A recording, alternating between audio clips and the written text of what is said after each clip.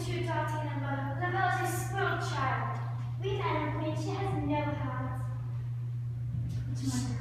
What am I going to do? What am I going to do with her? She loves no one but herself. I should have never given her those dancing lessons.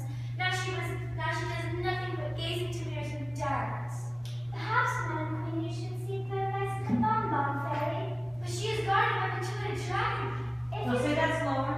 But she is guarded by the two-headed dragon.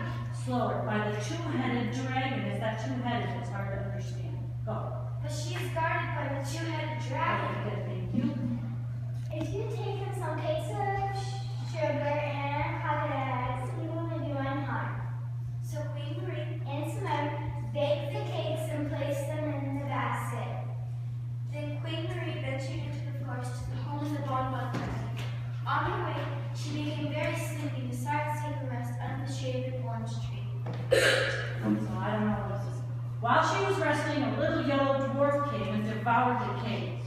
Mmm, yummy, yum, yum.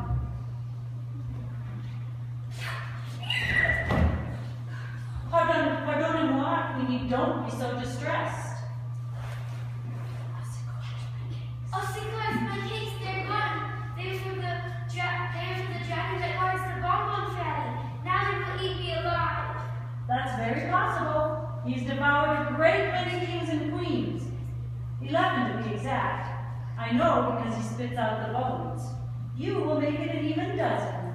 Bon Dieu, I do not wish to die till my daughter is married. So you have a daughter? A princess? Oui, Princess Lavelle. I am happy to hear it, for I have longed for a bride of my own. And if you promise the princess to me, I'll let you into my house and save you from the dragon. Roar! Oh, mon Dieu. Oh, mon Dieu.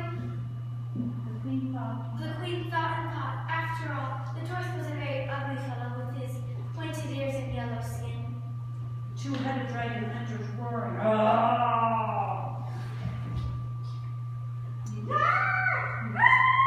What is it, Queenie? Are you hesitating? It seems you are not very fond of living. Oh, but Lavelle is so beautiful, and you... Oh, well, if she is too beautiful, I don't want her anyway. Oh, but you must refuse. She has her moments when she's most charming, and she dances like a little butterfly. Well then, I will take her out of charity. But don't forget you gave her to me, eh, Queenie? Oui. Oui. Maui, Monsieur Dwarf. Two-headed dragon moves to attack, and you... The dragon approached to attack, but the yellow dwarf quickly grabbed the queen by the hand and ran into his little house. As soon as the dragon returned to his cave, the dwarf opened his door. Well, Madame Mother-in-law, how did you like my petite house? Master Dwarf, Lavelle and I are accustomed to more luxuries. Don't worry, Queenie. Lavelle will always have plenty of frogs and toads to eat. Frogs, toads, but she eats chocolate mousse and she drinks the finest champagne. The rainwater is delicious, and I'll make her a cozy little bed of nettles and thistles. But she sleeps on goose-feather pillows and silk sheets. You promised her to me, Queenie, and a promise is a promise. The Queen Marie was so upset that her horrible life that the dwarf planned for her daughter that she fell into a swoon. Whereupon the yellow dwarf carried her into his house and waited for his new bride. Oh my, soon I will have my very own wife. A wife, a wife! The dwarf enters his house as light reveals Simone pacing.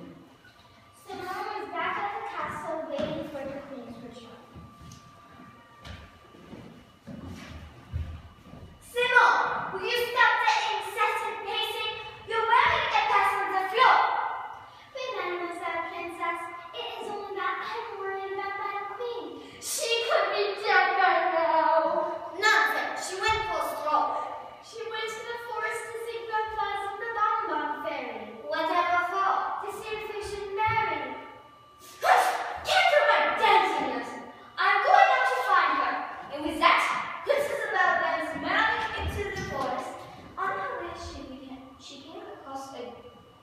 Orange. An orange tree that was so late which fruit she decided to take away. Whereupon the little yellow dwarf peeked his head out from behind the tree. Oh, St. Claus, you startled me! Perhaps you can help me. I'm looking for the bonbon fairy. My, whatever would you want with her? Well, I'm her brother Bon Mont, and I know just as much as Bon Bon, probably even a little more. well, Mama, Queen Marie, was missing earlier this morning and Trouble yourself no longer. She is sound asleep in my little house. You see, my petite, she was overcome with joy at having promised you in marriage.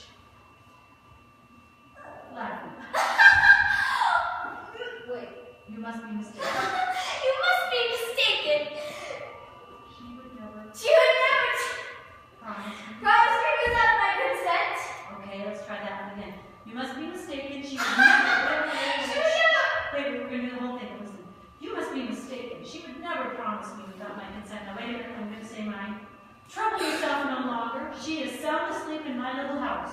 You see, my petite, she was overcome with joy at having promised you in marriage. I keep forgetting this. You must be mistaken. You must be mistaken. You must be mistaken. Mama would never promise me without my consent. Say again.